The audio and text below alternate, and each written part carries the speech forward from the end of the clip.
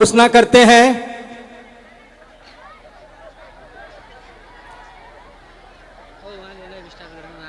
महादेव के अनंत अंतरिक्ष साम्राज्य को यह सूचना संप्रेषित की जाती है कि इस स्थल पर उपस्थित जिन लोगों ने शिव को अपना गुरु माना है, उनके नामों की घोषणा अनंत अंतरिक्ष साम्राज्य कृपया दर्ज करें। जागो जागो महादेव।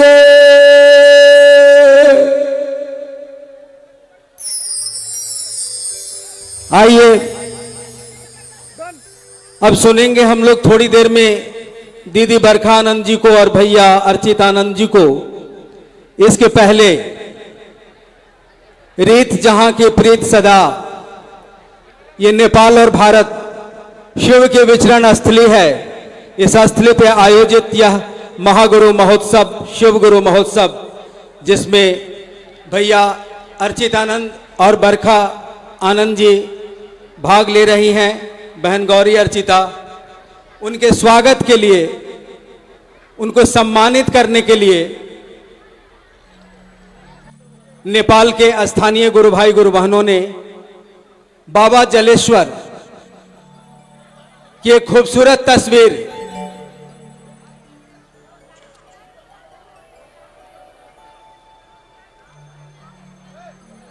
अपने साथ लाए हैं। हम दीदी बरखा आनंद जी के स्वागत के सम्मानित करने के लिए, उनके स्वागत के लिए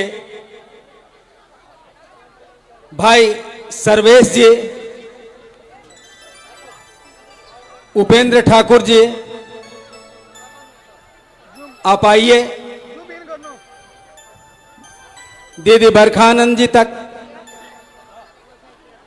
उन्हें बाबा जलेश्वर की इस तस्वीर से आइए हम सभी मिलके उनको सम्मानित करते हैं। जल के ईश्वर, थल के ईश्वर, नभ के ईश्वर, वह स्वयं महेश्वर शिव हैं, जो हमारे आपके गुरु बन बैठे हैं, हम आप जिनके आश्रय में हैं आज। आइए हम सभी मिलकर स्वागत करते हैं दीदी बरखा आनंद जी का बाबा जलेश्वर के पावन तस्वीर के साथ। हम सभी मिलकर स्वागत करते हैं दीदी बरखा आनंद जी का बाबा जलेश्वर की मोहक तस्वीर के साथ।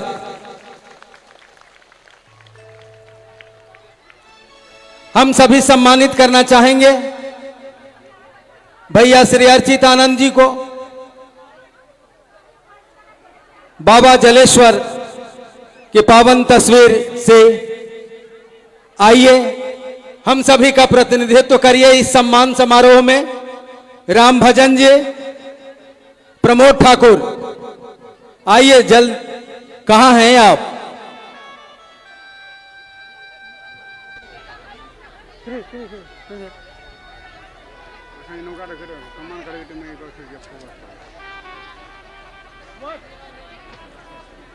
जाइए। राम भजन जी, प्रमोद जी, अपार हर्ष का समय है। बाबा जलेश्वर के साथ, उनके मोहक तस्वीर के साथ हम सभी भैया श्री अर्चित आनंद जी को सम्मानित कर रहे हैं। अनुपम पल,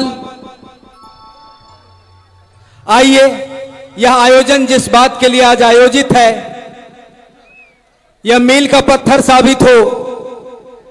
नेपाल नहीं, पूरे विश्व में शिव गुरु का संचार तीव्र हो। आइए अब हम आप सुनते हैं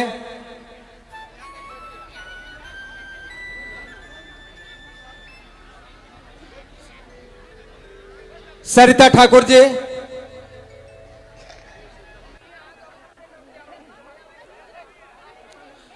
रेखा पांडे जी और बिराजी गुरु बहन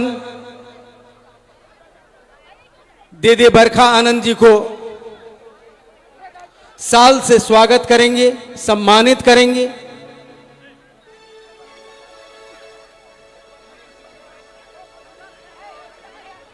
और भैया अर्चित आनंद जी को विजय पांडे जी, परशुराम ठाकुर जी, आइए शॉल से इनका सम्मान करिए।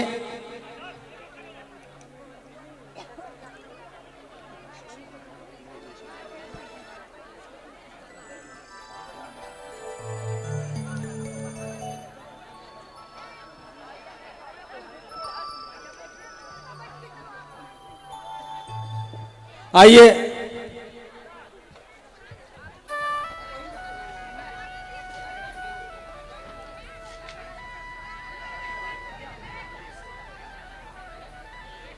यह कार्यक्रम महागुरु महादेव की दया से आयोजित है। हम सभी एक दूसरे से हृदय से मिल रहे हैं। माध्यम गुलदस्ता हो सकता है, पुष्पदान हो सकता है, शॉल हो सकता है। ये दिल से दिल के मिलन का अविस्मरणीय और शाश्वत पल है यह शिव गुरु महोत्सव।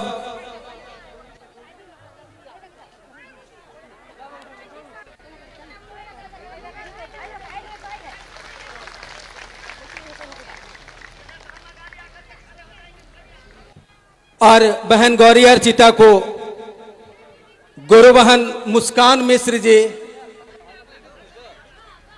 शॉल से सम्मानित करेंगे। गुरु बहन मुस्कान और पवन मंडल, आप शीघ्र आ जाइए। आप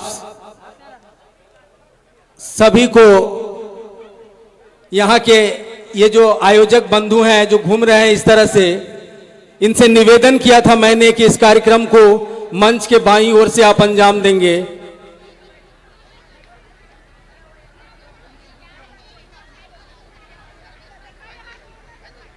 यह शिव गुरु का मंच है, सदैव सबको स्मरण रहे, हमको आपको सबको।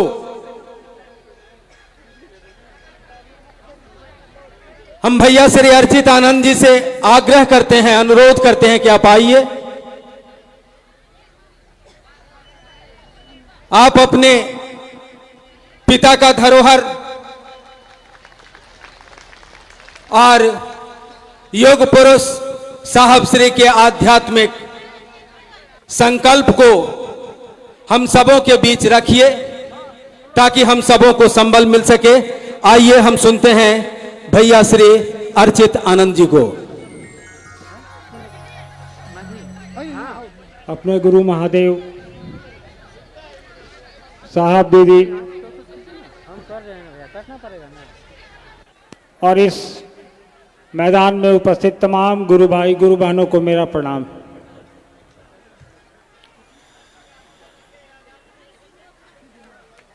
जलेश्वर में आज से 20-22 साल पहले साहब और दीदी ने एक चर्चा में हिस्सा लिया था, भाग लिया था, लोगों से मुलाकात की थी, बात की थी। और इतने वर्षों बाद, तकरीबन 22 वर्ष हो गए, कोई बड़ा आयोजन जिसमें हम लोगों को मिलने का आपसे सौभाग्य प्राप्त हो रहा है, ये हमारे लिए सौभाग्य का विषय है कि आप तमाम गुरु भाई गुरु बहनों के बीच उपस्थित हुआ हूं। साहब दीदी का संदेश, साहब दीदी का उद्देश्य, उनकी मंशा को लेकर आपसे मिलना एक अलौकिक अनुभूति है, एक एहसास है जिसका कोई मोल नहीं है, ना कोई इसका वर्णन कर सकता है। अपने गुरु भाइयों से मिलने की बात, उनसे मिलकर अपने गुरु की बात अपने गुरु की परिधि में उतनी देर रहना, ये खुद में एक बहुत बड़ा गुरु की कृपा है, उनकी दया है, उनका आदेश है। उसके बिना हम और आप एक जगह इकट्ठे नहीं हो सकते। हम और आप यहाँ इकट्ठा हुए हैं, ये भी उन्हीं की दया है। हजारों की संख्या में आप लोग यहाँ पे आए हैं, अपना समय निकाल कर आए हैं, घर छोड़कर आए हैं, काम छोड़कर आए हैं। सालों भर तो हम और आप काम करते ही रहते, वो काम भी महादेव की दया से ही हम और आप करते हैं। जीवन यापन का काम, सांसारिकता में जो भी हमारे आपके दैनिक जीवन में जो काम आता है, वो भी उनकी दया के बिना नहीं संभव है। लेकिन उनकी बात करना, महादेव की पूजा तो हम लोग करते हैं प्रतिदिन। इस पूरी सृष्टि में ऐसा कोई इंसान नहीं है जो महादेव के बारे में ना जानता हो। देवाधिदेव, सबसे बड़ा भगवान, सबसे बड़े देवता, हर घर में पूजित। जैसे हम लोग कहते हैं ना, चंदा मामा सबके मामा, तो महादेव तो हर घर के बाबा हैं, हर घर के भगवान हैं, देवता हैं। महादेव कहा जाता है उनको, देवों के देव कहा जाता है उनको। और आप तो नेपाल की धरती पर बैठे हैं, नेपाल देश के लोग हैं। यहां तो विशेष कृपा है उनकी, पशुपतिनाथ बैठे हैं।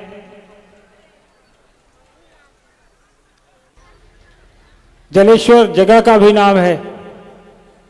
कल हम लोग गए भी थे जलेश्वर महादेव का, हम लोगों ने दर्शन किया, आशीर्वाद मांगा उनसे, दया की याचना की उनसे।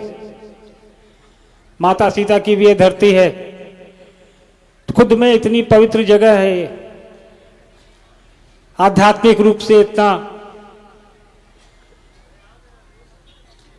धार्मिक रूप से।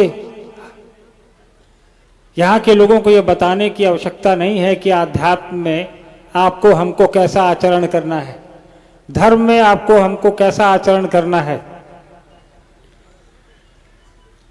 और हम और आप तो गुरु की बात करते आए हैं। महादेव का वो स्वरूप जो ज्ञान देता है, जो शिक्षा देता है,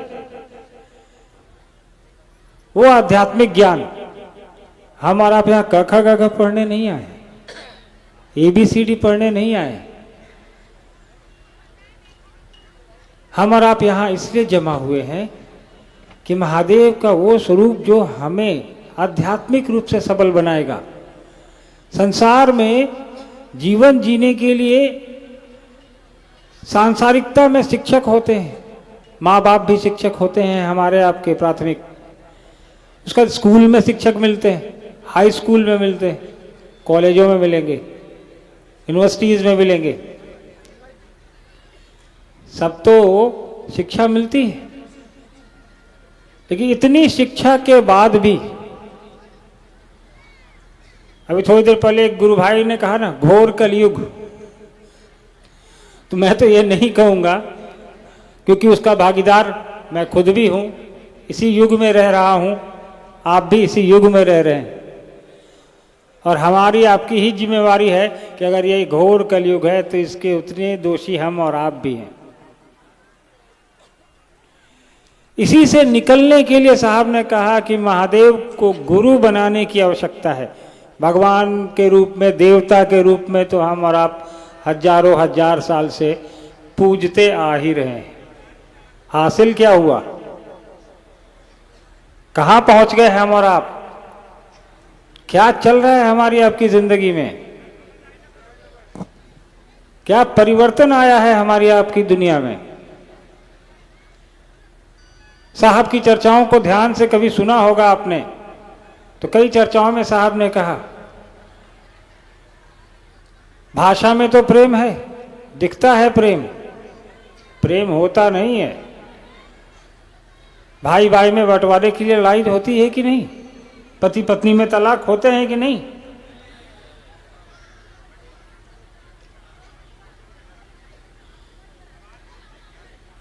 तो ये दुनियादारी है, उसको अपनी जगह चलने दीजिए। हमको आपको जो गुरु के रूप में महादेव मिला है उसको पकड़ने की आवश्यकता है। इस युग में, इस काल में साहब श्री ने जो हमको आपको एक विधा बता दी, एक तरीका बताया, एक रास्ता दिखाया। मैंने पिछले 35 सालों से, जब से होश संभाला है, 40 साल हो गए, मैंने देखा है, अनुभूत किया है, महसूस किया है ये। क्योंकि हम लोग भी दुनिया में रहते हैं, सांसारिकता में जीते हैं, काम करते हैं, जीवन यापन के लिए काम की मेहनत करनी पड़ती है, आपको भी, हमको भी, हर किसी को। लेकिन महादेव के इस स्वरूप से जुड़ने के बाद आप अपने अंदर, हम अपने अंदर, अगर जो साहब ने कहा है, जो साहब ने विधा बताई है, जो साहब ने तरीका बताया है जुड़ने की, वो विधि अपनाते हैं, यानी 3 सूत्र अपनाते हैं और ईमानदारी से अपनाते हैं, तो हमको आपको अपने अंदर एक अनुभूत, एक एहसास ये महसूस होगा कि जो पहले था वो अब नहीं, जो होना था, जो होना चाहिए था, वो अब हो रहा है। जरूरत है जुड़ने की महादेव के उस स्वरूप से, साहब की दी हुई विधा से। साहब ने क्या विधा दी? कहा कि 3 सूत्र करो। 3 सूत्र कैसे आए सबको पता है, कैसे करना है ये भी पता है। उससे बाहर जाने की आवश्यकता ही नहीं है हमको, आपको। आप इतना समय निकाल कर यहां बैठे हैं, इसका मतलब वो 3 सूत्र में से एक सूत्र तो जरूर आपने पकड़ा है, तभी यहां तक पहुंचे हैं। कई लोग ने तीनों सूत्र पकड़े होंगे, कई लोग ने अभी सूत्र पकड़ा ही नहीं होगा, वो देखने और सुनने आए होंगे कि वहां होता क्या है, हो क्या रहा है, चलो देखते हैं शिव चर्चा में क्या होता है। हमारी आपकी अभी की परिस्थिति, मानसिक हो, चाहे अवस्था हो, शारीरिक अवस्था हो, सांसारिक अवस्था हो, वो आपके गुरु पर निर्भर करेगी। लेकिन बशर्ते शर्त ये है कि अपने गुरु से आप जुड़िए तो सही। जुड़ाव की जो प्रक्रिया है उसमें आइए तो सही। हम और आप सिर्फ मुंह से आ रहे हैं।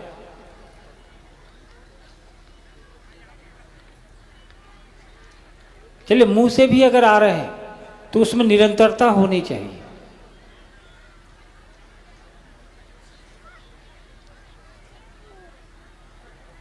सोमनाथ मंदिर हमारे यहाँ गुजरात में है, उसके बारे में आप लोग जानते होंगे। हिंदुस्तान में एक जगह है, गुजरात राज्य है, वहाँ एक मंदिर है सोमनाथ। ये मैं इसलिए बता रहा हूँ आपको, एक विदेशी लुटेरा था जिसने कि 16 बार सोमनाथ मंदिर को लूटने की कोशिश की और वो नहीं लूट पाया। हर बार वापस हो जाता था, असफल होके विफल हो जाता था। लेकिन 17वीं बार वो वापस आया और वो उस मंदिर को उसने तहस नहस कर दिया। उसकी मंशा देखिए। आपको, हमको कष्ट हुआ कि हमारा मंदिर टूटा, लेकिन उस आदमी की मंशा देखिए, उस आदमी का प्रयास देखिए आप। उसने हार नहीं मानी, प्रयास करता रहा, प्रयास करता रहा। एक दिन उसको सफलता मिल गई, वो आपकी हमारी चीज़ों को यहाँ से उठा के ले गया। साहब ने भी चर्चाओं में कहा है कि प्रयास करें हम और आप, मुंह से ही सही जुड़ने का प्रयास करें। एक रस्सी कुएं के पत्थर पे बार बार घिसती है, तो उस पत्थर पे भी दाग पड़ जाता है। देखा होगा आपने, जिनके भी घर में कुआं होगा या आस पड़ोस में, रस्सी कितनी कमजोर होती है, लेकिन बार बार चलती है तो उस पत्थर पे भी दाग छोड़ जाती है, अपना निशान छोड़ जाती है। तो आवश्यकता है कि अपने गुरु से जुड़ने का प्रयास करने का। एक बार में नहीं जुड़ेंगे, 2 बार में नहीं जुड़ेंगे, लगातार लगे रहो रे भाई, तेरा बनत बनत बन जाएगी। तो प्रयास हमको आपको करना है, प्रयास ईमानदारी से होना चाहिए। मन में हमारे आपके आ गया कि शिव गुरु हैं, हम प्रयास करते हैं, साहब ने बताया है ये रास्ता, इस पर चल के देखते हैं, तो शुरुआत तो हमारी आपकी होगी। प्रयास आवश्यक है। मन में इस विचार को लाना कि महादेव गुरु का काम करते हैं, बताया है लोगों ने, तरीका भी बताया है जुड़ने का, करके देखते हैं क्या जाता है। कोई पैसे तो लगने नहीं, घर में बैठ के करना है या रोड पे चलते चलते कर देना है, ऑफिस में काम करते हुए कर लेना है, पार्क में टहलते हुए कर देना है। करना क्या है? साहब ने 3 सूत्र बताए, इसमें 2 सूत्र तो हम और आप खुद के लिए करते हैं, हमारी आपकी अपनी भलाई उसमें निहित है। हम और आप दया की याचना करते हैं, मेरे ऊपर दया करिए हे महादेव, ये हमारी अपनी याचना है। प्रणाम निवेदित करते हैं नमः शिवाय से, अपने लिए करते हैं, खुद करते हैं। दूसरे को बताना कि शिव मेरे गुरु हैं, आपके भी हो सकते हैं, भाई साहब मान के देखिए। एक ये है, इन तीनों में क्या पड़ा है, क्या लगा है, लेकिन इसके परिणाम बहुत बड़े हैं। करना तो बहुत आसान है, मन की व्यवस्था आप अगर वहां पे स्थिर कर लिया आपने कि नहीं ये 3 काम मुझे करने हैं 24 घंटे में, जरूरत है स्थिर होने की। वहां पे मन को थोड़ा देर के लिए वहां स्थिर कर लिया, चाहे 2 मिनट के लिए किया, चाहे 5 मिनट के लिए या 1 मिनट के लिए भी करके देखिए, परिणाम बड़े हैं इसके, और परिणाम यहां दिख रहा है। आप इतनी बड़ी संख्या में यहां मौजूद हैं, यह परिणाम बताता है कि 3 सूत्र कारगर हैं, हम और आप कर रहे हैं तो उसके परिणाम मिल रहे हैं। परिणाम मिल रहे हैं तभी आप यहां उपस्थित हैं। यह कोई राजनीतिक रैली तो है नहीं, यहां पे सारे आध्यात्मिक लोग जमा हैं, शिव के लोग जमा हैं, साहब के लोग जमा हैं, दीदी के लोग जमा हैं।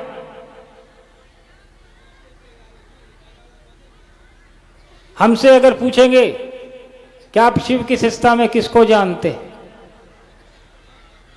तो मेरा तो सीधा जवाब होता है ऊपर महादेव नीचे साहब। हमारे आपके बीच और है कौन? आवश्यकता भी नहीं है।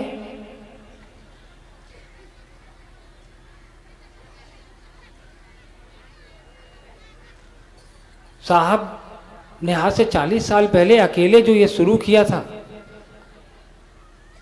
आज करोड़ों लोग, संख्या आप गिन नहीं सकते, साहब की बताई हुई सुविधा से जुड़ चुके हैं। और वो करोड़ों लोग और लोगों को जोड़ने का प्रयास कर रहे हैं। क्यों कर रहे हैं आखिर? इसके पीछे सोचा कभी हमने आपने कि साहब ने ये क्यों कहा कि दूसरे को भी बताओ? साहब के पहले भी तो लोगों ने शिव को गुरु बनाया था। उन लोगों के दिमाग में ये, जेहन में ये बात क्यों नहीं आई कि बताए लोगों को भी कि महादेव का एक ये भी स्वरूप है जो सबसे जरूरी है।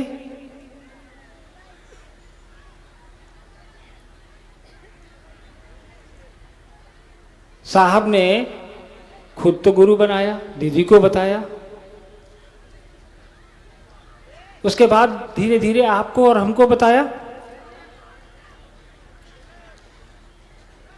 और अब जब साहब ने अपना काम कर दिया, बीज तो पूरी दुनिया में डाल दिया शिव के गुरु स्वरूप का, अब ज़रूरत है हमको आपको उसको आगे लेके चलने की, उसको बढ़ाने की, और बढ़ भी रहा है। साहब ने कहा कि वो आदमी जो धरती पर आया है तो वो महादेव को गुरु बना सकता है, इसमें करना कुछ नहीं है। कोई भी इंसान दुनिया के किसी भी कोने में है, अगर धरती पर आया है, महादेव की पूजा करता है, नहीं करता है, लेकिन वो पात्रता रखता है कि तुम महादेव को गुरु बना लो, गुरु के रूप में जुड़ने में साहब ने कहा कोई भेद नहीं, कोई रुकावट नहीं, किसी भी तरह की कोई बंदिश नहीं है। उन्होंने कहा कि तुम किसी धर्म से आते हो, किसी जाति से आते हो, कुछ भी खाते हो, कुछ भी पहनते हो, कहाँ रहते हो, कहाँ नहीं रहते हो, इसका कोई मतलब नहीं है शिव की शिष्टता में, क्योंकि गुरु शिष्य परंपरा में इन चीज़ों की कोई अहमियत नहीं है। आवश्यकता है हमको आपको साहब की बात समझने की।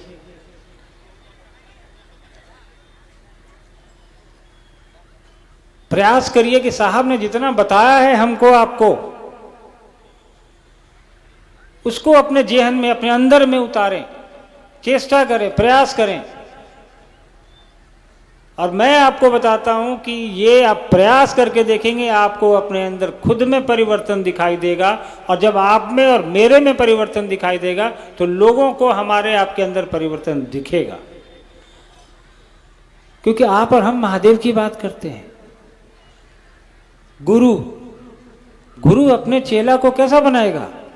अपने जैसा बनाता है ना। आप किसी पहलवान के पास जाएंगे तो वो आपको पहलवानी ही सिखाएगा, कुश्ती लड़ना सिखाएगा।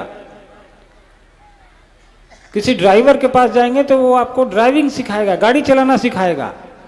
किसी पायलट के पास जाएंगे तो वो आपको हवाई जहाज चलाना सिखाएगा। बोले कि वो आपको अपनी तरह बनाएगा।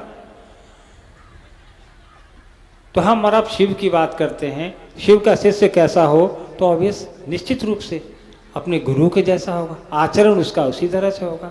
शिव नहीं हो सकता है, आचरण तो दिख सकता है। हमारे आपके आचरण से हमारे आपके गुरु प्रतिष्ठित होंगे, उनकी स्थापना ज़्यादा पुरजोर तरीके से हम और आप कर पाएंगे। इसलिए आवश्यकता है कि साहब ने जो कहा है उसको ध्यान से सुनिए, उसको पकड़ने का प्रयास करिए। ज़्यादा दिमाग लगाने की ज़रूरत नहीं है हमको आपको, कहीं जाने की आवश्यकता नहीं है। महादेव तो आपके जेहन में पहले से बैठे हैं, आपके घरों में बैठे हैं, कण कण में हैं, उनको कहीं से लाने की ज़रूरत तो है नहीं। बस मन में उनके इस स्वरूप को भी बैठा लेने की ज़रूरत है जो साहब ने बताया आपको। साहब दीदी ने अपनी वर्षों की मेहनत, अपनी पूरी जिंदगी लगा दी हमको आपको इस राह पर लाने में। उनका क्या इंटरेस्ट रहा होगा, उनका क्या शौक रहा होगा। महादेव से जुड़े, आपको जोड़ा, हमको जोड़ा, लक्ष्य पूरी सृष्टि को जोड़ने का रखा। और आज साहब दीदी शरीर में नहीं है,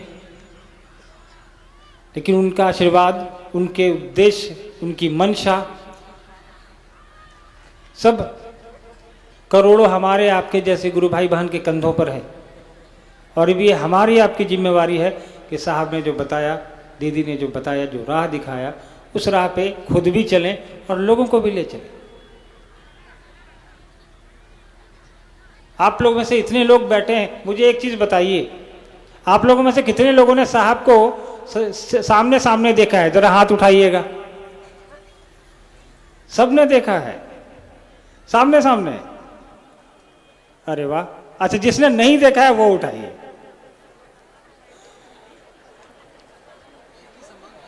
बात तो बराबर ही हो गई यार।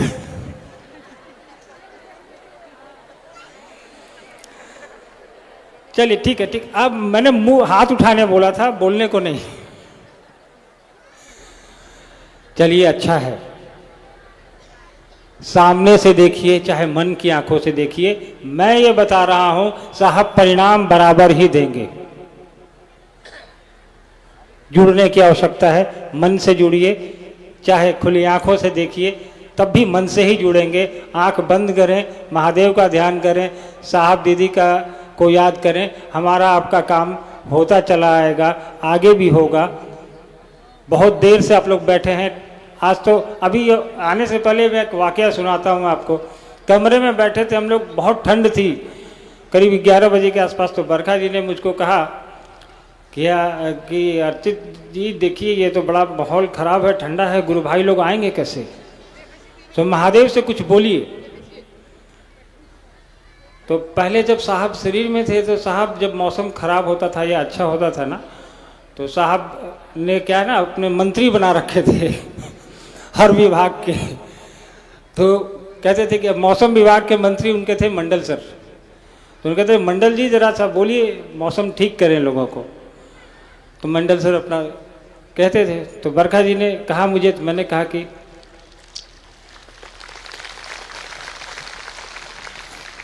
तो बरखा जी ने मुझे कहा कि महादेव से कुछ कहिए आप। हमने कहा देखिए, डाकिया वाला काम हम नहीं करेंगे ये आप खुद ही बोलिए। तो खिड़की के पास खड़ी हो गई और जोर जोर से, मैं हंसने भी लगा, हे महादेव दया कर दीजिए, धूप निकाल दीजिए, बहुत ठंडा है तो और देखिए 15 मिनट में धूप आ गई। तो मैं इनको कहने गया कि देखिए धूप आ गया, आज महादेव ने आपकी सुन ली तो प्रेम से कहा गया, विश्वास के साथ कहा गया, भरोसे के साथ किया गया, कोई भी काम परिणामदायी होता है, फलदायी होता है। आप लोगों से विदा लेना चाहूँगा। बहुत लोग बरखा जी को सुनने के लिए बैठे हैं। अच्छा लगा आप लोगों के साथ बात करके, सुन करके। इस उम्मीद के साथ कि अगली मुलाकात आप लोगों से दोबारा हो, ये सौभाग्य हमें प्राप्त हो। जलेश्वर के इस पवित्र प्रांगण में आप तमाम गुरु भाई बहनों का आभार। आप लोगों ने मिलने का समय दिया, मुझे अनुमति दीजिए। आप सभी को मेरा प्रणाम।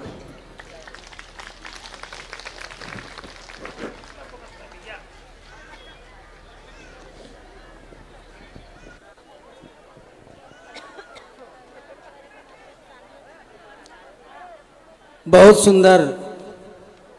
अभी हम लोग अर्चित भैया को सुने। बरखा दीदी ने कहा धूप आ गए, आ जाओ, हे महादेव, गुरु भाई गुरु बहनों को कष्ट न हो, और धूप आ गई। लेकिन एक बात, बरखा दीदी जिस बात के लिए आई हैं,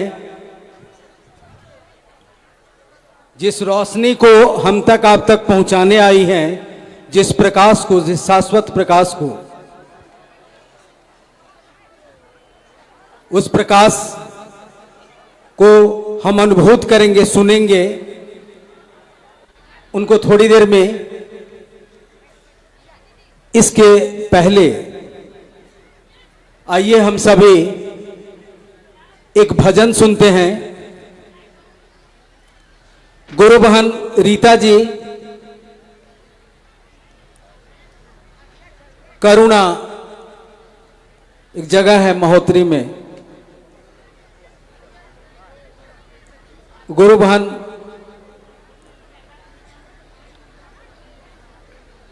रीता जी के इस भजन के बाद हम आप दीदी बरखानंद जी को सुनेंगे। साहब की वाणी गूंजेगी। सिर्फ सुनना नहीं है, हमको आपको उन बातों को अपने दिल में जगह देनी है।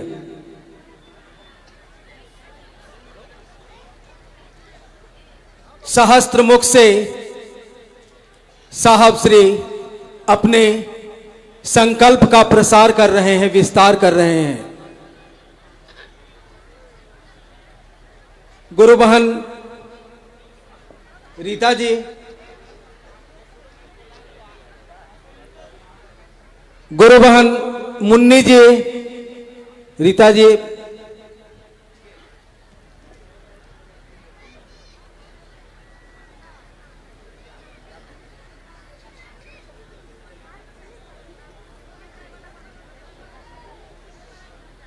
गुरु बहन रीता जी आ गई।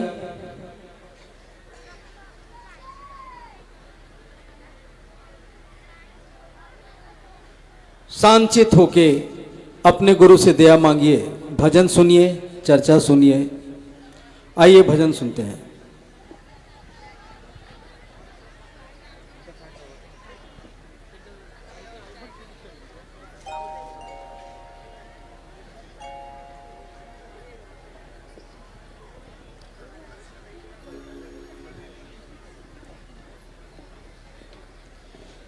संभवे गुरुवे नमः, गुरु नाम गुरुवे नमः।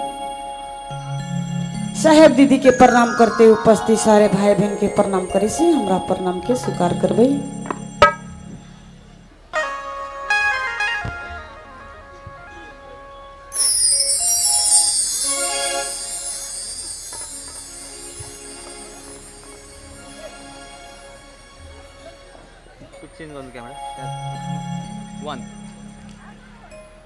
अगर शिव गुरु का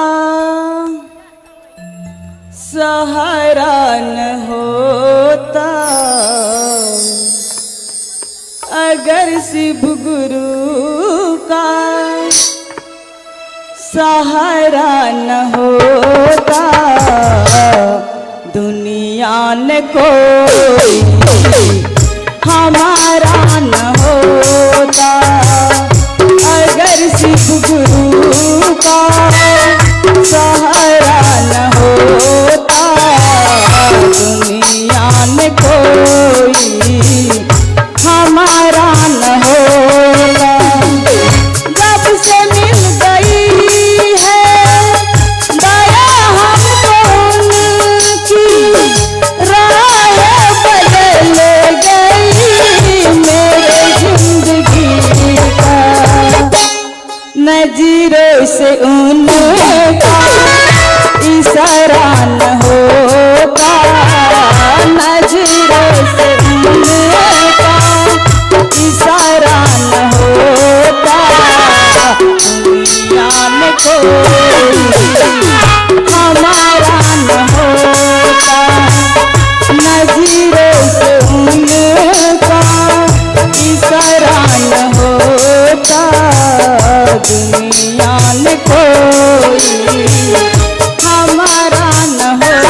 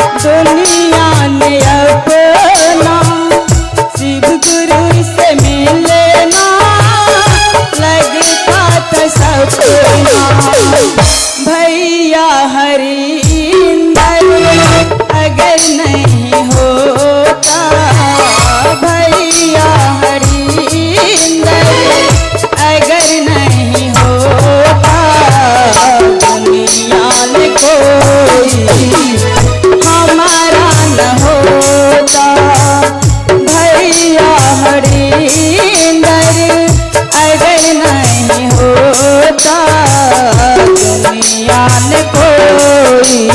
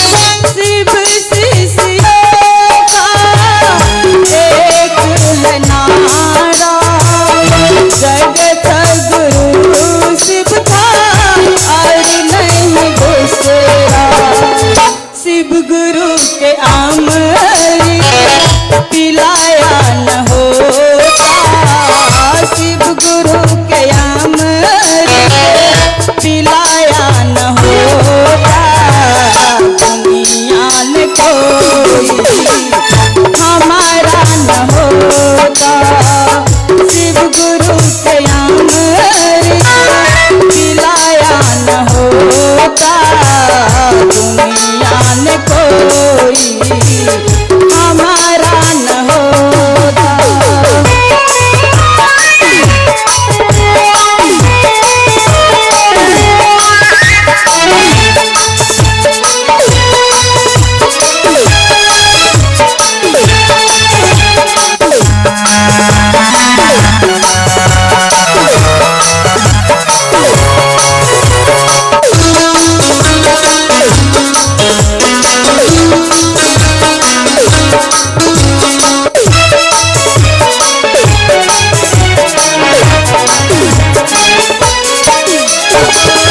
अगर शिव गुरु का सहारा न होता, अगर शिव गुरु का सहारा न होता, दुनिया में कोई हमारा न होता, दुनिया में कोई हमारा न होता।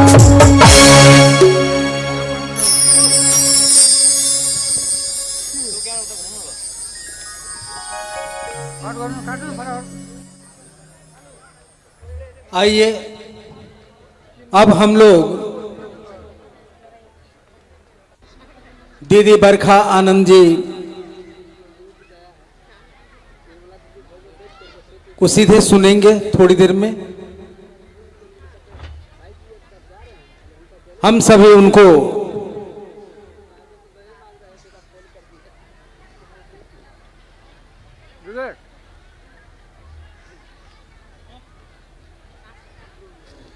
अपने बीच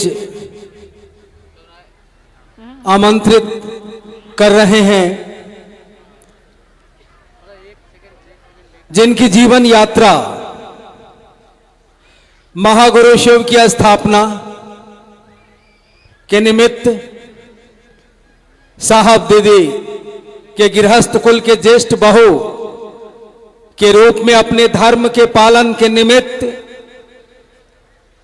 साहब श्री के अनुरूप संकल्प को लोगों के हृदय में वर्षों से लागू करती चली आ रही हैं। आज हमारे आपके बीच साहब दीदी के संकल्प के साथ, उनके आशीर्वाद के साथ उपस्थित हैं। आइए हम सभी मिलकर सुनते हैं इनसे, दीदी बरखानंद जी से, शिव की शिष्यता विश्व मानव के लिए एक अप्रतिम उपहार। बहुत सारी जिज्ञासाएं भी आई हैं शिव गुरु परक, उनका समाधान भी सुनेंगे हम आप।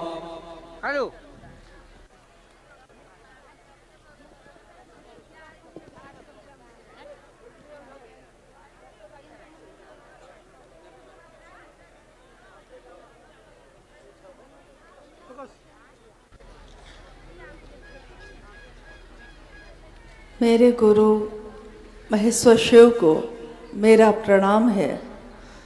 इस कालखंड के प्रथम शिव के शिष्य और हम सबों के परम आदरणीय वरेण्य गुरु भ्राता साहब श्री हरिनानंद जी के चरणों में मेरा प्रणाम है।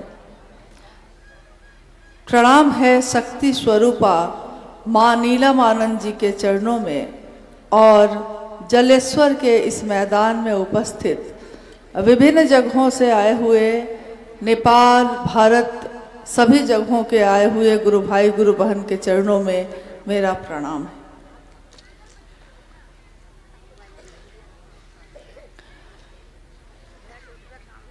अभी अभी आपने सुना कि सन 2001 में साहब और दीदी के चरण इस धरती पे पड़े और उस समय शिव गुरु की चर्चा यहाँ हुई थी। लंबा समय बीत गया, लगभग 23 वर्ष, और उसके उपरांत जलेश्वर में ये शिवगुरु महोत्सव आयोजित हुआ। इन 23 वर्षों में यहाँ के गुरु भाई गुरु बहनों ने काफ़ी उतार चढ़ाव देखे होंगे। कितने आए, कितने गए, कितने साथ चले, कितने छूटे, लेकिन महादेव की शिष्यता जो यहाँ आ गई वो लगातार चलती रही, चाहे जिसके द्वारा चले, चाहे जैसे चले। और आज हम सबका सौभाग्य है कि जिस धरती पर आकर साहब दीदी ने स्वयं शिव की बात की, उस धरती को नमन करते हुए हम सब भी अपने गुरु की बात के लिए यहाँ इकट्ठे हुए हैं। नेपाल राष्ट्र का ये पूरा क्षेत्र शिव गुरु कार्य से ओतप्रोत है और बहुत सारे लोगों से हमेशा मुलाकात भेंट होती रही है। आइए हम लोग इस विषय पे बात करें जिसके लिए विषय अभी आपने सुना। भगवान शिव की शिष्यता विश्व मानव के लिए सबसे सुंदर उपहार है। भगवान शिव की शिष्यता, तो पहले हम लोग इस पे थोड़ा विचार करते हैं। भगवान यानी शिव का वो स्वरूप जिसमें उनके अलग अलग सारे स्वरूप एक साथ है, समग्र स्वरूप, सारे रूप जिसमें विद्यमान है। वो कौन सा रूप है? उनको हम कहते हैं भगवान, परम ईश्वर, महादेव, महेश्वर। धरती के लोगों ने महादेव को अलग अलग रूपों से पुकारा है। किसी ने महाकाल के रूप में उनका दर्शन किया तो उसने महाकाल की तस्वीर बना दी। जो उसके मन ने देखा महादेव के जिस रूप को, उसने वैसी तस्वीर बना दी। किसी ने वैद्यराज के रूप में देखा तो उसने वैसी तस्वीर बना दी। जब धरती पे सभ्यता आ रही थी, बस रही थी, तो उस समय लोगों के पास कपड़े नहीं होते थे पहनने के लिए। तो कोई बाघ का चमड़ा लपेटता था, कोई हिरण का चमड़ा लपेट के रहता था। उन्होंने जो कल्पना की, उन्होंने जो दर्शन किया शिव का, उसी रूप में किया।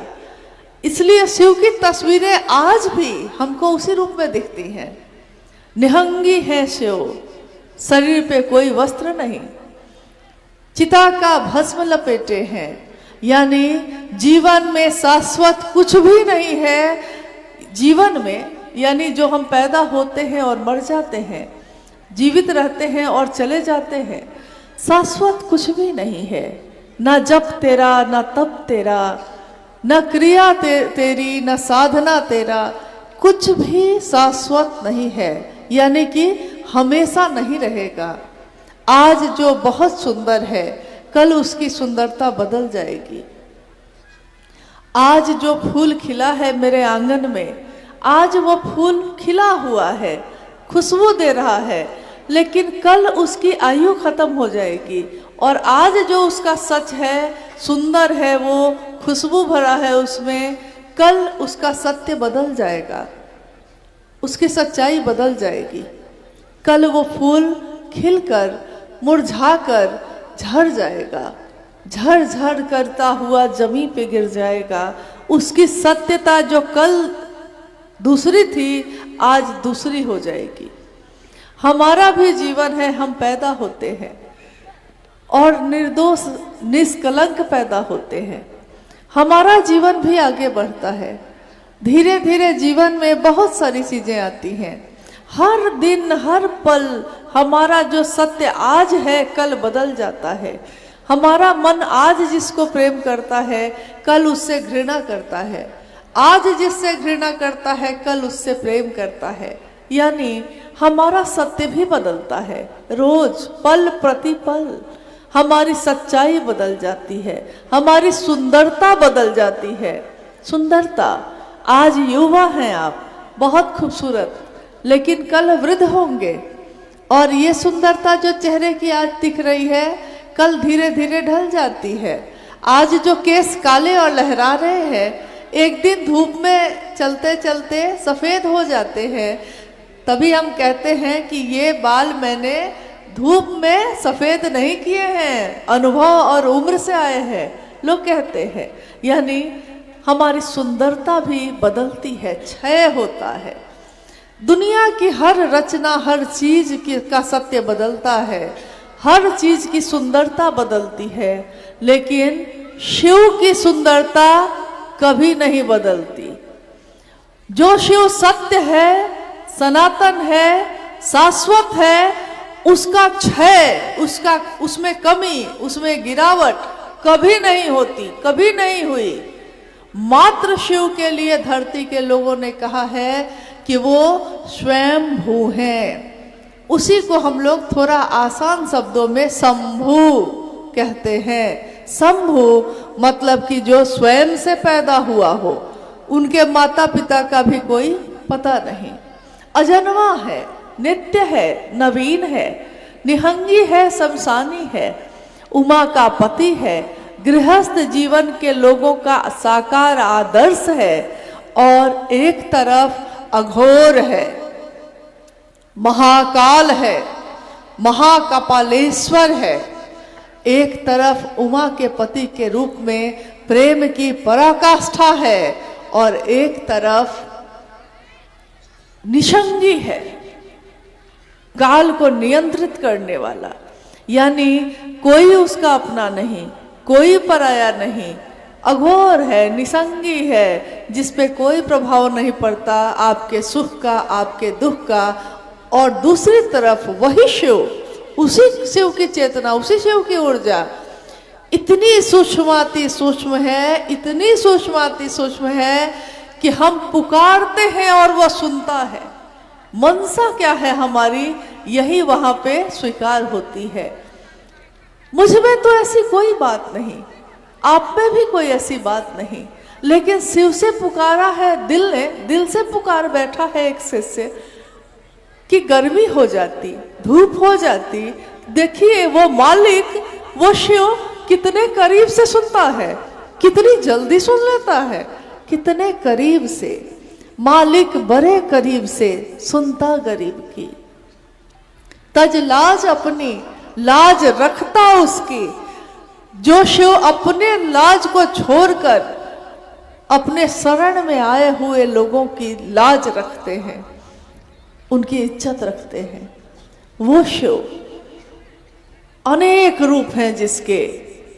साहब ने कहा कि आपके जो गुरु हैं, आप जो सोचते हैं कि अरे ये तो शिव ही तो है, यही शिव ना जिसकी पूजा होती है, यही शिव ना जिसके लिए व्रत रखते हैं, जिसको जल चढ़ाते हैं। हमारा मन उस शिव को बस इतना ही समझता है। साहब ने कहा जिसके गुण शेष नहीं होते, गुणहीन है वो, जिसमें कोई गुण नहीं, और गुणहीन मतलब गुण शेष ही नहीं होते, खत्म ही नहीं होते, इतने गुण हैं, इतने गुण हैं। विश्व तो मुख है वो, विश्व के जितने भी मुख हैं, मुंह जो बोलता है शिव ही बोलता है उसमें। विश्व में जितनी आंखें हैं, चक्षु हैं, उसमें शिव ही देखता है। विश्व में जितने पांव हैं जो चलते हैं इस धरती पे, जिसकी ऊर्जा से चलते हैं, वो शिव स्वयं चलता है। सोचिए, एक तरफ तो शिव की ऊर्जा का आर पार नहीं है, तो हमारे आपके जैसा गरीब और असहाय आदमी तो उस शिव को दूर से ही प्रणाम करता था आज तक, और कहता था महादेव हैं आप, महाकाल हैं आप। लेकिन हमारे जैसे लोग आपके नजदीक कैसे होंगे? दुनिया के लोग दूर से ही महादेव को प्रणाम करके कप कपाते हाथों से, आंसू भरे आंखों से देखते रहे हैं आज तक। हजारों वर्षों का इतिहास यही है। लेकिन इसी कलयुग में, जिसके लिए अभी अभी थोड़ी देर पहले आपने एक शब्द सुना कि घोर कलयुग है, सही है। जब भी हम कुछ खराब होते देखते हैं तो हमको लगता है अरे कलयुग है भाई, ऐसा कलयुग में होगा, कोई आश्चर्य की बात नहीं है। दोस्त दोस्त का दुश्मन होगा, भाई भाई का गला काटेगा। लोग कहते हैं घोर कलयुग है, इस कलयुग में तो ऐसा ही होगा। और साहब कहते हैं कलयुग है ये, दूसरे किसी गुरु से काम नहीं चलेगा। हे महादेव तुम जागो, शिव तुम जागो और इस धरती पे उतर जाओ, क्योंकि तुम्हारे बिना अब किसी से काम नहीं चलना है। तो अब सोचिए कि इसमें जन्म लेना हमारा सौभाग्य है कि दुर्भाग्य है? सौभाग्य है, परम सौभाग्य है। अगर दुख पाकर वो शिव मिलते हैं, अगर कष्ट पाकर उस महादेव से मिलना हो जाता है, तो उस दुख और उस कष्ट को भी हम प्रणाम करते हैं। महाभारत में एक कथा आई है कि जब कौरव और पांडव का युद्ध हुआ और सारे कौरव मारे गए, पांडवों की मां थी कुंती। स्वयं कृष्ण पूछते हैं उनसे कि बुआ, रिश्ते में वो बुआ थी उनकी, कहते हैं बुआ अब तो पांडवों की जीत हुई, अब सुख के दिन है तुम्हारे, मांगो तुम क्या चाहती हो, क्या चाहिए तुमको? कुंती कहती है दुख चाहिए। कृष्ण आश्चर्य से पूछते हैं दुख चाहिए? इतने दुख काटने के बाद भी तुमको और दुख चाहिए? कैसी अजीब सी बात है। कुंती कहती है कि जिस दुख में तुमसे मिलना हो जाता है केशव, वही दुख मेरे लिए अच्छा है। अगर सुख आए और तुम चले जाओगे तो उस सुख का मेरे लिए क्या मोल है? भक्त का, प्रेमी का यही स्वभाव होता है कि अगर जीवन में सुख आए और महादेव छूट गए तो ज्यादा अच्छा है महादेव कि दुखी में रहो। दुख में तुमसे मिलना तो होता है। लोग कहते हैं महादेव दिखते नहीं हैं, महादेव का दर्शन नहीं होता, इन आंखों से उस महादेव को कैसे देखें?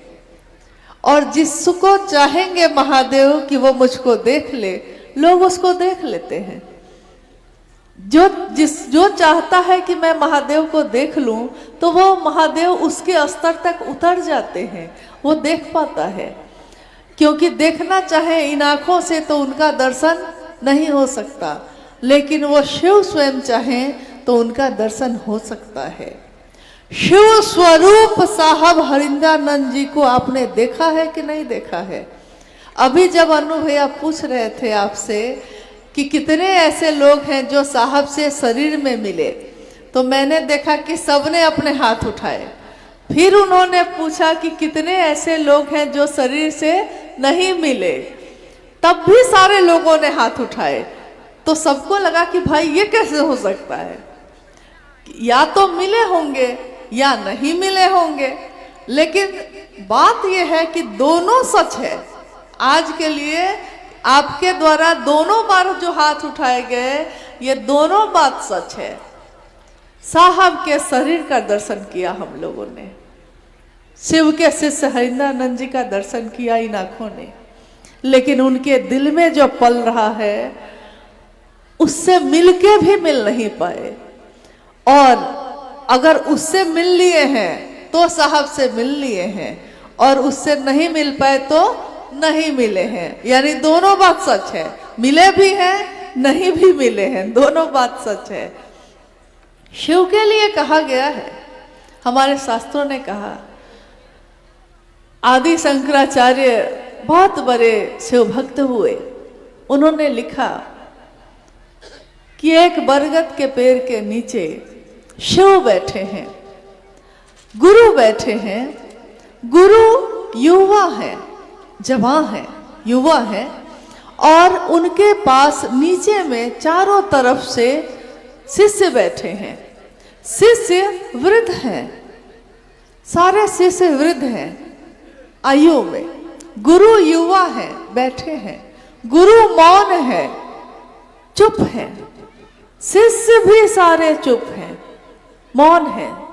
गुरु भी मौन, शिष्य भी मौन। गुरु युवा, शिष्य वृद्ध।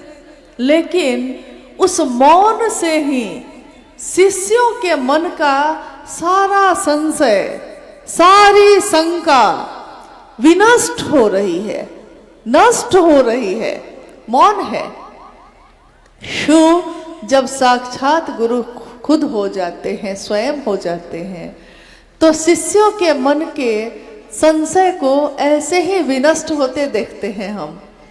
कल जहां हम लोग थे, रास्ते में 3-4 जगहों पे गुरु भाई गुरु बहनों से भेंट हुई। बर्दीवास में, यहाँ से नज़दीक है, शायद वहाँ के गुरु भाई गुरु बहन आए होंगे।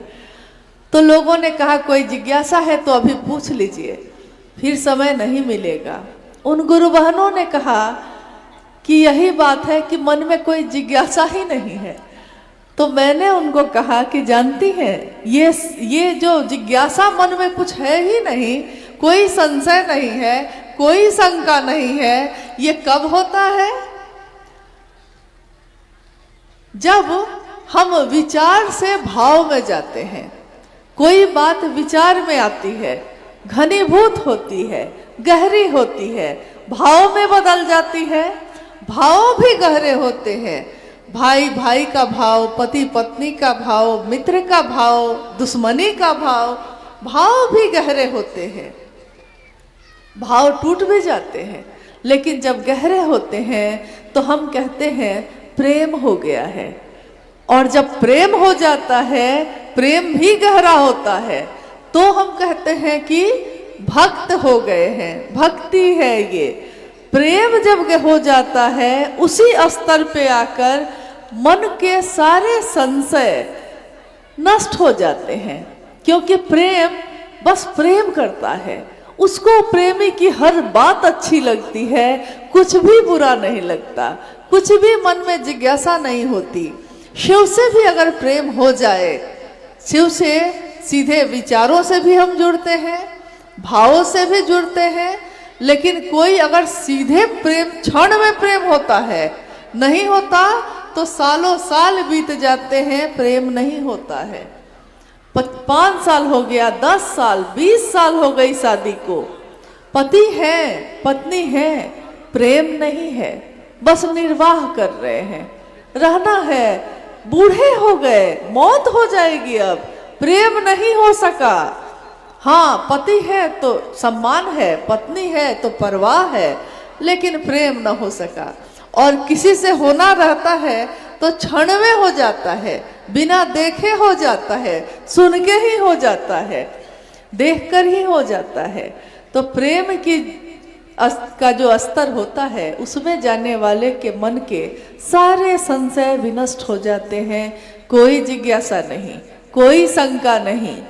कोई पूछता है कोई शक है, तो सामने वाला कहता है कोई शक नहीं, बेशक कोई शक नहीं, बिना शक के।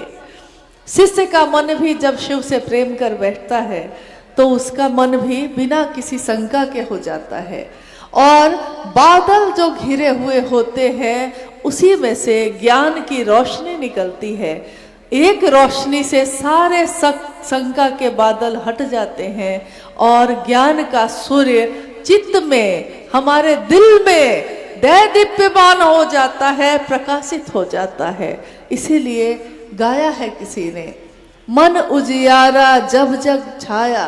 मन में जब उजियारा आता है, मन में जब रोशनी होती है, तो जग में उजियारा होता है, जग उजियारा होए। शिव के शिष्य हरिदानंद जी साहब के मन में जब शिव के ज्ञान का उजाला हुआ, देखिए आज ये जग कैसा उजाला है, कैसे उजाले से भरा है। तभी तो हम बैठे हैं, तभी तो आप बैठे हैं, तभी तो हम शिष्य बन पाए, तभी तो वो मेरे गुरु हो पाए, नहीं तो नहीं हो सकता था। ये संभव नहीं था। हजारों साल से हम लोग हाथ जोड़कर दूर से ही महादेव का दर्शन करते थे। अभी एक गुरुबान जो भजन गा रही थी, गा रही हैं, उनका भाव है कि शिव से अपना कोई नहीं है।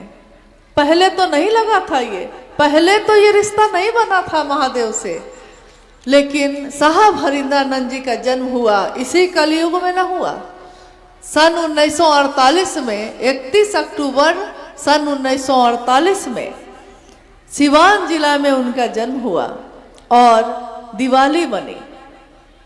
इसी कलयुग में न हुआ, इसी कलयुग में, इसी जहरीले मौसम में के वो भी तो एक फल है, लेकिन उस फल पे इस जहर के, इस जहरीले मौसम का कोई असर नहीं हुआ, क्योंकि जो खुद शिव की बात कहने आए हैं, जो खुद शिव की बात संदेश लेकर जमी पे उतारने आए हैं, उनका जीवन अमृत होता है, उसमें जहर का कोई असर नहीं होता। नहीं तो हलाहल विष पीकर भी, कहानी सुना है ना हमने कि समुंदर में मंथन हुआ और देवता भी और राक्षस भी शिव के पास आए और कहा कि महादेव आप आज्ञा करें तो समुद्र में मंथन हो जाए तो बहुत सारी चीजों की प्राप्ति होगी और देवता भी लाभ प्राप्त करेंगे, राक्षस भी लाभ प्राप्त करेंगे। महादेव के लिए तो देवता भी बराबर है, महादेव के लिए तो राक्षस भी बराबर है। मंथन हुआ, कितने रत्न निकले, पारिजात वृक्ष निकला, लक्ष्मी माँ निकली, बहुत सारे रत्न निकले, हाथी ऐरावत निकला, सभी देवी देवताओं में बांट लिए गए और सब ने अपने अपने अनुसार बांट लिया। लेकिन उसी बीच में हलाहल निकला, कालकूट विष निकला। हलाहल यानी जिसके निकलते ही हवाओं में जहर फैलने लगा, लेकिन देवी और देवताओं ने, राक्षसों ने दौड़ कर आकर शिव से प्रार्थना की तो क्या हुआ?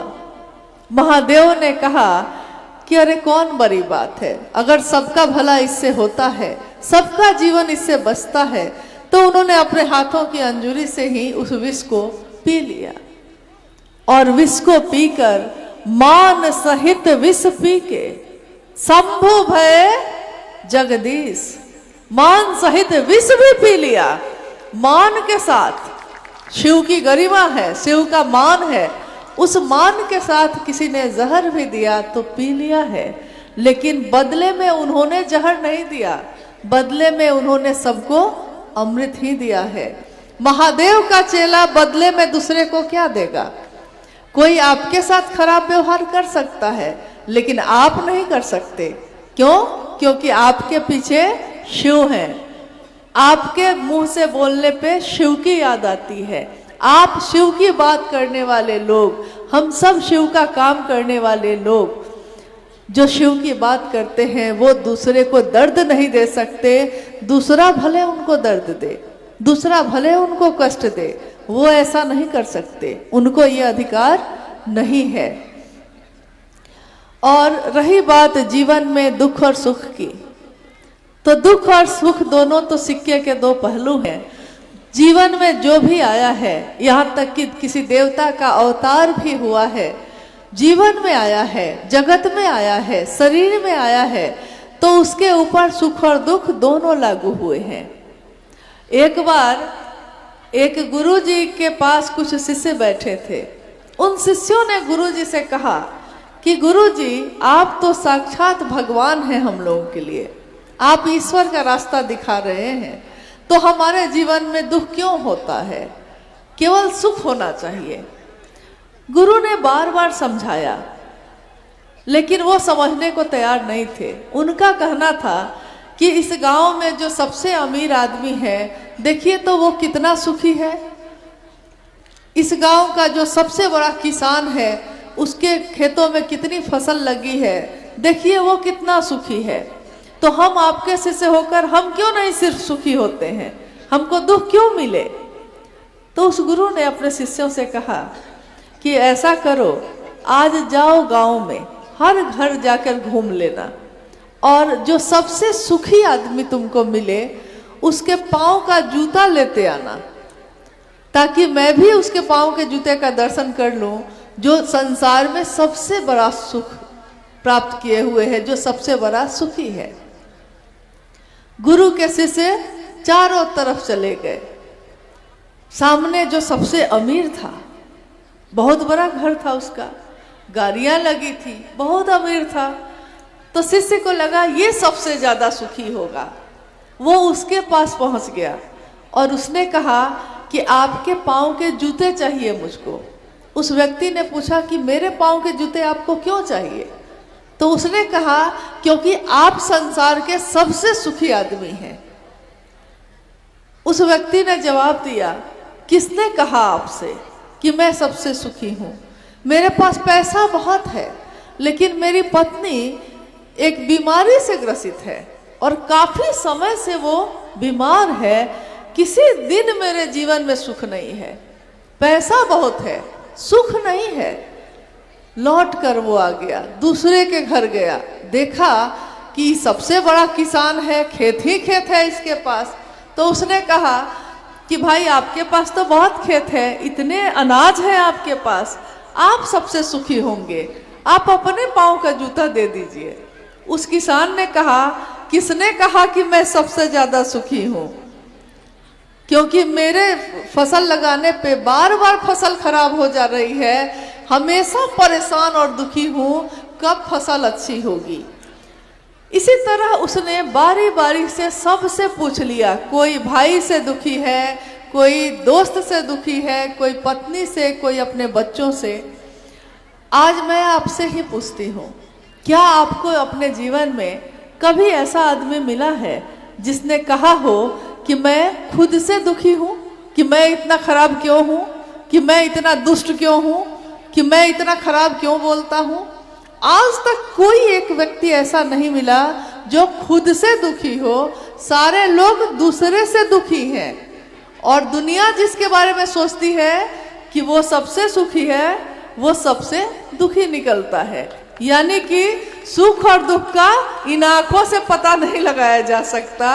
लेकिन आप ही बताइए, जब से शिव मेरे गुरु हुए हैं, जब से शिव आपके गुरु हुए हैं, आपके जीवन में पहले भी दुख थे, आज भी हैं दुख, लेकिन क्या आपका मन उस दुख का एहसास करता है? क्या आपके मन को वो दुख दुखी करता है? क्योंकि अगर ये दुख देने लगेगा तो आप कहिएगा कि महादेव को छोड़ देते हैं। महादेव अपने शिष्यों के मन से सुख और दुख दोनों का एहसास ही मिटा देते हैं। दुख है तब भी महादेव महादेव करते हैं, सुख है तब भी महादेव महादेव करते हैं। इस शिव गुरु महोत्सव का आयोजन जो यहाँ हुआ है, उसके पीछे भी मनसा बस इतनी ही है कि जिस शिव को हमने जगत गुरु शिव को अपना गुरु बनाया है, हम में कोई योग्यता नहीं है, हम में कोई पात्रता नहीं है, लेकिन बस हमने इतना ही सुना साहब से कि शिव को अपना गुरु बनाओ और दूसरों को प्रेरित करो गुरु बनाने के लिए। 3 सूत्र करने से ये सारे रास्ते आसान हो जाते हैं, सारे रास्ते सरल और सहज हो जाते हैं। तो हमने शिव को गुरु बनाया और दूसरों सभी महादेव महादेव कहने लगे। कभी कभी ऐसे लोग मिलते हैं जो हंसी उड़ाने के लिए कह देते हैं, और कहिए महादेव का क्या हाल है। एक बार साहब के साथ भी ऐसा हुआ था। एकदम शुरू के समय में साहब ने कहा कि मैं जब अपने कार्यालय जाता था और अपने घर में तो महादेव महादेव की बात करता था, कार्यालय जाता था तो मेरे ऑफिस के लोग कहते थे, क्या हरिंद्रानंद जी महादेव का क्या हाल है? तो साहब कहते थे कि मुझको बहुत बुरा लगता था, मुझको लगता था कि मेरी हंसी उड़ा रहे हैं। एक दिन मैंने अपने महादेव को अपने मन से कहा, महादेव मैं आपका नाम लेता हूँ, मैं आपकी बात करता हूँ दूसरों से, तो लोग मेरी हंसी क्यों उड़ाते हैं, क्यों कहते हैं कि महादेव का क्या हाल है हरिंद्रानंद जी? आवाज आई, उन्होंने जो सुना, एक आवाज आई जिसने कहा कि जो अपना होता है जो नजदीकी होता है उसी से ना लोग हाल पूछते हैं। तो ये कम है कि तुमसे लोग मेरा हाल पूछते हैं, यानी तुम मेरे इतने नजदीक हो कि लोगों को पता है कि अगर महादेव का हाल पूछना है तो हरिंद्रानंद जी से पूछ लीजिए। साहब ने कहा, उसने तो हंसी उड़ाने के लिए कहा था, लेकिन मुझको तो महादेव की याद आ गई। आप मेरा मजाक उड़ाएंगे लेकिन मुझको याद किसकी आएगी? इसके लिए भी आपने नाम किसका लिया है? महादेव का। हंसी उड़ा रहे हैं आप, लेकिन नाम किसका लिया? महादेव का। और नाम लिया और मेरे मन पूरी तरह महादेव पे चला गया। तो ये अच्छा तो है, जग हंसे हम रोए। और इश्क और मुस्क ऐसी चीज है, इश्क मतलब प्रेम मोहब्बत, और मुस्क मतलब विरह में आंख जो रोती है। विरह में बिछड़ने पे जो हम आंखों से आंसू गिरते हैं, इश्क और मुस्क दोनों नहीं छिपता है। इश्क किसी से हो जाए, वो पीठ फेरा के भी बैठा है, लोग जान जाते हैं। आप जान जाते हैं कि नहीं कि इसको इससे इश्क हो गया है, इसको इससे प्रेम हो गया है, जबकि सामने आने पे दोनों अपना मुंह छिपा लेता है, दोनों अपना मुंह दो तरफ कर लेता है। लेकिन उसके व्यवहार से, उसके चेहरे की लज्जा से, उसकी आंखों के देख के मुस्कुराने से आप समझ जाते हैं इसको प्रेम का रोग लग गया है। महादेव की बात करने वाले का भी आचरण देखकर लोग समझ जाते हैं कि इसको महादेव का रोग लग गया है। आइए हम लोग कुछ जिज्ञासाओं पे भाई सोमेंद्र जी के पास आई हुई है, उस पे कुछ विचार, जो ही मेरा ज्ञान है, जो ही मेरी समझ है, क्योंकि ये तो गुरु का मंच है। गुरु का मंच यानी शिव का मंच। हमारा सौभाग्य है कि किसी योग्य हम लोग नहीं है, न इस सम्मान के जो अभी थोड़ी देर पहले दिया गया।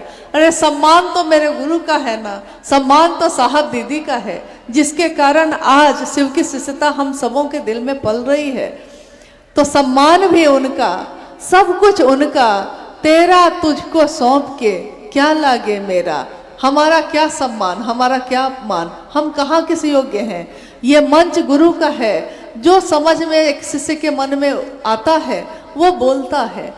कोई विद्वान यहाँ नहीं बैठा, कोई बहुत बड़ा शास्त्र ज्ञाता नहीं बैठा। शिव ज्ञान देते हैं तो शास्त्र लिखे जाते हैं। शिव ने ऐसे ऐसे लोगों को ज्ञान दिया जिनको लिखने नहीं आता था, पढ़ने नहीं आता था। ऐसे कितने संत आए, कितने लोग आए, धरती पे ईश्वर का ज्ञान बिखेर कर चले गए। संत कबीर आए, संत रैदास आए, कितने लोग आए, उनको पढ़ने लिखने तो कुछ नहीं आता था, लेकिन भक्त हो गया था वो। तो हमने इतना ही जाना है कि कोई अगर बहुत शास्त्र पढ़ ले तो वो अच्छा भी हो सकता है, बुरा भी हो सकता है, दुष्ट भी हो सकता है। लेकिन कोई अगर भक्त हो, कोई अगर प्रेम करता हो, कोई अगर शिष्य भाव में हो, तो वो मूर्ख हो सकता है, शास्त्र नहीं पढ़ा हो सकता है, लेकिन दुष्ट कभी नहीं हो सकता है। हमेशा वो प्रेमी होगा, हमेशा वो झुकेगा, हमेशा वो प्रेम करेगा और प्रेम बांटेगा। आइए कोई जिज्ञासा है? जिज्ञासा है, भाई प्रवीण जी हैं सुरसंड बिहार से, सीतामढ़ी से। साहब और शिव में क्या अंतर है? मुझको तो कोई अंतर नहीं लगता, यदि कोई अंतर है तो समझाया जाए। साहब और शिव में क्या अंतर है?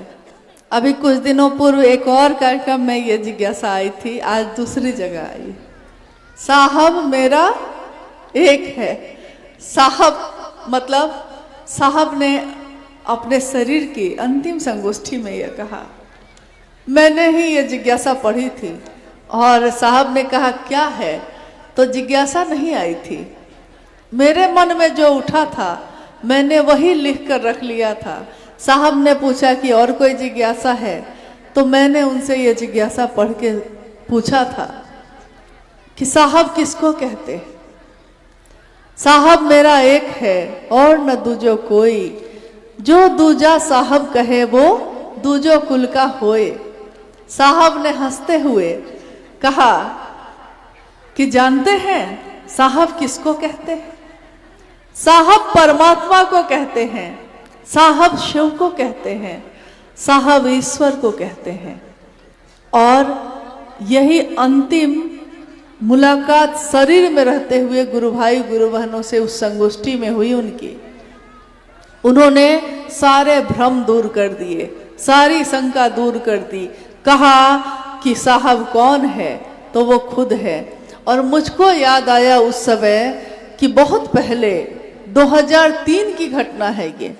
रांची में माँ नीलम आनंद जी के साथ मैं बैठी थी और माँ नीलम आनंद अपनी डायरी के पन्ने को उलट के शिव गुरु का भजन गा रही थी। भजन के बोल थे, साहेब यो आहा छी परम दयालु।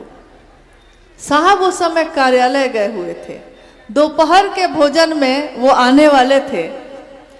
दोपहर का भोजन में साहब आने वाले हैं, लेकिन उससे पहले माँ नीलम आनंद बैठी हैं। मैं उनके नज़दीक ही बैठी हूँ। वो अपने डायरी के पन्ने को उलट रही हैं और गा रही हैं, साहेब यो आहा छी परम दयालु।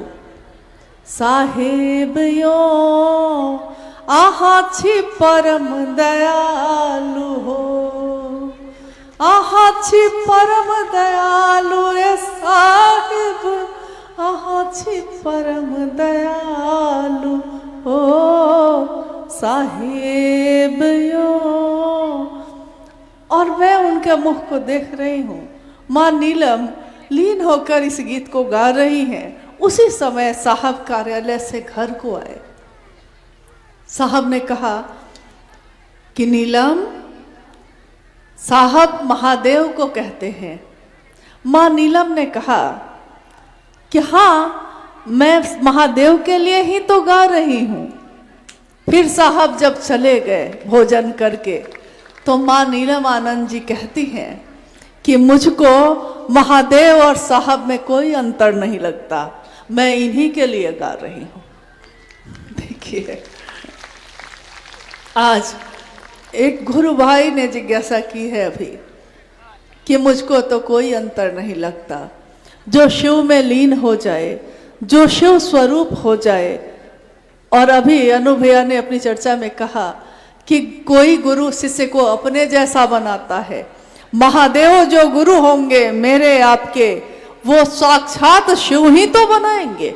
जब पहलवान पहलवान बनाता है, जब जुआरी जुआरी बनाता है, जब ताश खेलने वाला ताश खेलना सिखा देता है, जब दारू पीने वाला दारू पीना सिखा देता है, जब साधु साधु बना देता है, तो महादेव की संगत में रहने वाले लोगों को महादेव से कम क्या बनाएंगे।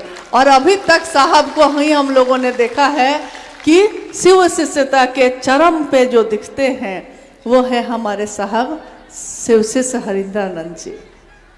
कोई भेद नहीं, एक ही सिक्के के दो पहलू। एक तरफ से देखो तो शिव दिखता है, दूसरी तरफ से देखो तो साहब स्वयं दिखते हैं। इतने घुले मिले हैं कि अलग होते ही नहीं हैं। धूप है, अभी धूप दिख रही है और इसमें जो धाह है वो दिखती नहीं है, लेकिन धूप से वो धाह अलग नहीं है, धूप से वो रोशनी अलग नहीं है।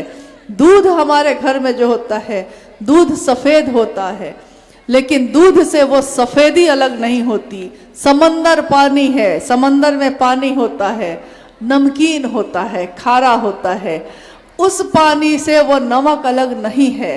ऐसा घुल गया है, नमक को पानी में रख दीजिए, अब वो पानी नमकीन है। अब आप कहिएगा कि नमक कहाँ दिख रहा है और पानी कहाँ दिख रहा है, तो उसी पानी में उस नमक को खोजना पड़ेगा।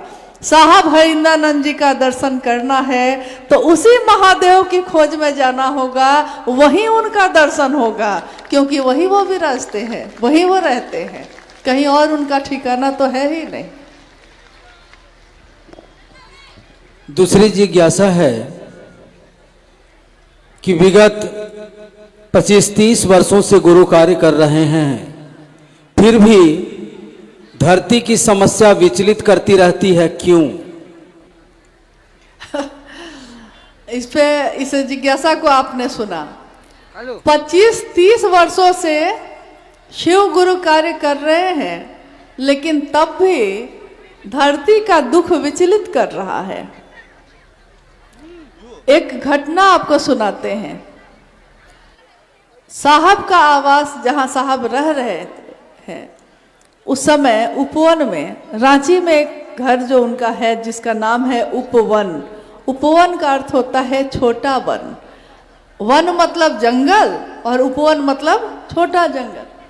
उसमें हम लोग बैठे हैं और साहब शाम की चर्चा या दिन की चर्चा हो रही, दिन में चर्चा हो रही है। साहब पूछते हैं, एक बात बताओ तुम लोग, महादेव का चेला, महादेव कहते हैं ना भोग और मोक्ष दोनों देते हैं।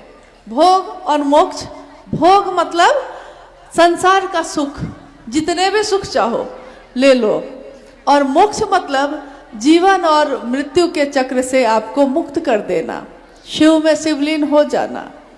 तो साहब ने कहा कि एक बात बताओ, अगर महादेव उतर कर आ जाएं और महादेव कहे कि भोग और मोक्ष दोनों हम देने को तैयार हैं,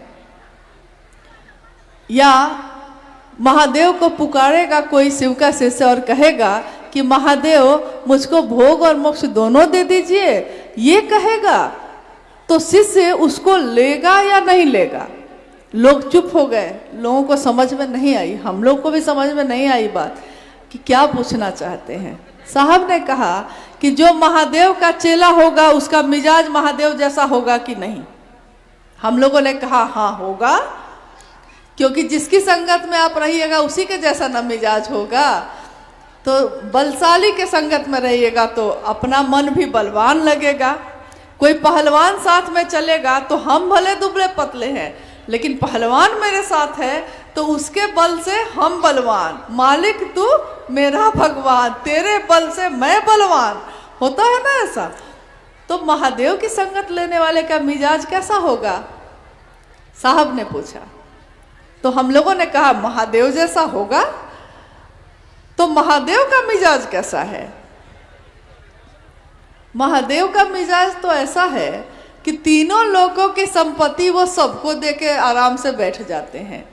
खुद चट्टानों पे बैठे दिखते हैं, बर्फ के पहाड़ पे बैठे हैं, निहंगी हैं, कपड़ा भी नहीं है। तीन लोगों की संपत्ति दूसरों को देने वाले के पास न कपड़े हैं न गहने हैं। सारे देवी देवता गहनों से सज के बैठे हैं, लेकिन महादेव का गहना क्या है? तो रुद्राक्ष। महादेव का गहना क्या है? तो सांप, कलंकित चंद्रमा, त्रिशूल, यही है महादेव के गहने। तो साहब ने कहा कि जब शिव का सानिध्य लेगा, महादेव का सानिध्य लेगा अपने मन से, उसका मिजाज ये बनेगा कि अगर दुख है जीवन में तो कर्म फल कुछ किए हैं आपने, इसलिए दुख है, आज कर्म फल कट रहे हैं लोग कहते हैं। तो महादेव का चेला कहेगा कि अब इतना मामूली बात के लिए महादेव को कष्ट क्या दें, भोग लेंगे जो भोगना है। अगर मेरे भोग लेने से इस जन्म में कर्म फल खत्म हो जाए तो अब इतनी सी मामूली सी बात के लिए अपने महादेव को उतारें। तो महादेव का चेला कहेगा कि भोग ही लिया जाए। अब आपने 25-30 वर्षों से आप कह रहे हैं कि मैं शिव का शिष्य हूँ, शिव का शिष्य। क्या आप जानते हैं कि साहब हरिंदानंद जी के जीवन में, माँ नीलमानंद जी के जीवन में कितने कष्ट आए, कितने दुख आए? अभी जब हम लोग आ रहे थे तो सामने कुछ ट्रैक्टर लगे हुए हैं, उस ट्रैक्टर पे पुआल बिछा हुआ है। तो हम लोगों ने अनुमान किया कि लगता है कुछ गुरु भाई गुरु बहन इस ट्रैक्टर पे ही बैठ के आ गए हैं, पुआल पे। ठंडा का समय हो और पुआल का बिस्तर हो, इससे ज़्यादा सुख तो गद्दा पे भी नहीं मिलता है, लेकिन हम लोग को वो भी नहीं मिल पाता है न उधर मिलता है न इधर मिलता है। तो खैर मुझको याद आया कि साहब ने कहा कि कितने ऐसे जगह पे मैं गया जब नीलम मेरे साथ बैठी थी और नीलम की सारी आंचल उसका कीचड़ से लथपथ हो गया, कीचड़ से भर गया, क्योंकि कोई रास्ता नहीं था, खेतों में पानी भरा था। और ट्रैक्टर से गांव-गांव जाकर साहब खुद, जब डिप्टी कलेक्टर थे, इतने बड़े अफसर थे, तब खुद जाकर जब महादेव की बात की थी तो इस तरह से की थी। और क्या सारे लोगों ने उनको सम्मान दिया था उस समय? सारे लोगों ने उनकी बात सुन ली थी? नहीं सुनी थी। हजारों लोग तो उनकी बात सुने ही नहीं। 9 महीने तक लगातार पटना में वो लोगों से बोलते रहे, एक भी शिव शिष्य नहीं बना। जीवन में जो आर्थिक दुख है वो था, शारीरिक और मानसिक दुख जो था, तीनों तरह के दुख एक साथ थे। लेकिन जब मन का भैरव यानी मिजाज भैरव का होता है, मन का भैरव दैविक, दैहिक, भौतिक तीनों कष्टों को, मन का भैरव का त्रिशूल जब चलता है तो इन तीनों तरह के कष्टों को एक साथ दग्ध कर देता है, एक साथ खत्म करता है। तो मिजाज महादेव जैसा हो, इसकी कोशिश करिए। दुख आए तब भी मिजाज बना रहे, सुख आए तब भी मिजाज बना रहे, इसी की कोशिश करिएगा और महादेव का सानिध्य लीजिएगा तो ऐसा हो ही जाएगा। चलिए, समय काफ़ी हो रहा है और आप लोग को भी वापस लौटना है, तो मेरा अनुरोध है कि जिज्ञासा एक और अंतिम कर ली जाए और उसके बाद ये कार्यक्रम, ये शिवगुरु का महोत्सव समापन की ओर है। अंतिम जिज्ञासा पे हम लोग विचार करते हैं। जिज्ञासाएं तो बहुत सारी आई हुई हैं। एक अंतिम जिज्ञासा आइए हम लोग सुनते हैं। साहब श्री के द्वारा दिया गया राजमार्ग क्या है? साहब श्री के द्वारा दिया हुआ राजमार्ग क्या है और इस पर लोगों को लेकर कैसे चलें? देखिए, लोगों को लेकर चलना तो हमारे बस की बात है नहीं। हम खुद चल पाए ये भी बहुत बड़ी बात है। और साहब ने जो राजमार्ग बनाया है वो राजमार्ग सीधे राजा तक जाता है। राजमार्ग का अर्थ ही होता है, मामूली सड़क नहीं होती है ये, जो सीधे राजा तक जाती है, राजा के महल तक जाती है, उस रास्ते को राजमार्ग कहते हैं। शिव शिष्यता का राजमार्ग है। अध्यात्म की धरती पे ये मन में बनता है, मन में ही एक कल्पना होती है, मन में ही हम विचार करते हैं कि ऐसा करेंगे, ऐसा करेंगे, ऐसा करेंगे। और मन में जो बातें आज कल्पना में होती हैं, एक दिन मूर्त होता है, सचमुच में घटित होता है। शिव की शिष्यता के राजमार्ग पे हम सब चल सके, ये शिव की दया के बिना हो ही नहीं सकता। और बिना साहब श्री हरिंद्रानंद जी की उंगली पकड़े हम न चल सकेंगे, न हमारे पांव काम आ सकते हैं, न हमारी आंखें उसको देख सकती हैं, न हम उस पर चल सकते हैं। और इसीलिए उन्होंने कहा है, आओ चले शिव की ओर, आओ चले शिव की ओर। चलना है शिव की ओर, रास्ता है उनका शिवशिष्यता का, और चलाने वाले, लेकर जाने वाले हैं साहब श्री स्वयं। आज की इस शिव गुरु महोत्सव में आपने जो सामूहिक प्रयास किया, महादेव की असीम दया है। हम सबका जीवन शिवमय हो, सुखमय हो, अपने महादेव से, अपने साहब दीदी से मात्र इसी की याचना है। आप सभी के चरणों में प्रणाम।